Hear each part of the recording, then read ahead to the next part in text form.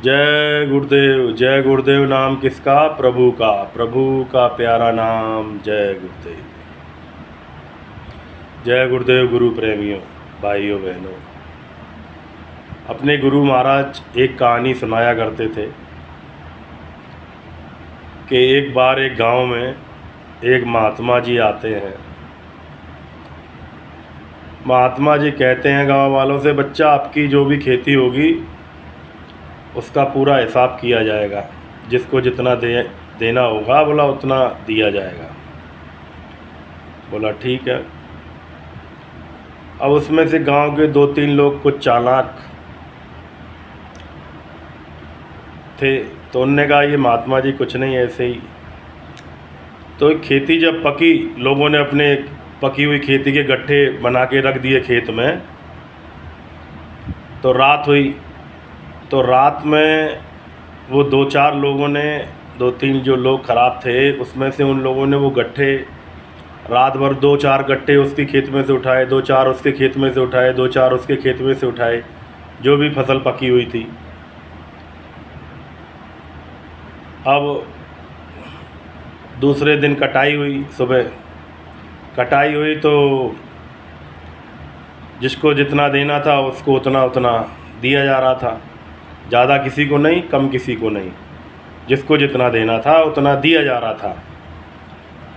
अब जो 2-3 लोग जो चोर थे वह बोले, अरे महाराज हमारा इतना कम कैसे हो गया? बोला तुम्हारा जितना लिखा हुआ था उतना ही तुमको मिला।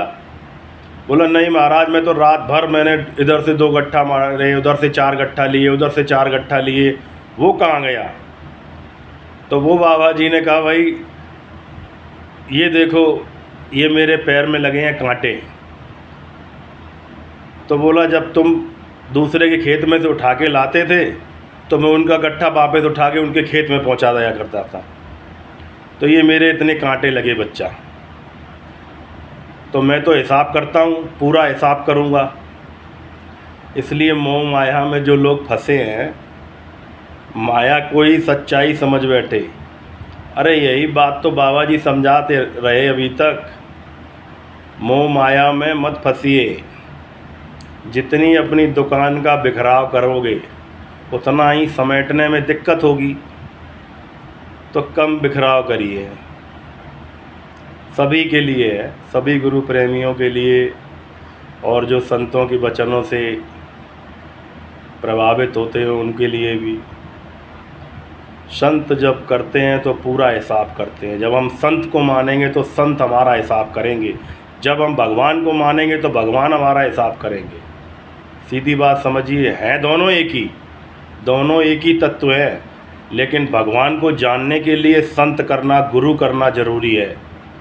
गुरु ही बताता है भगवान की पूजा कैसे की जाती है।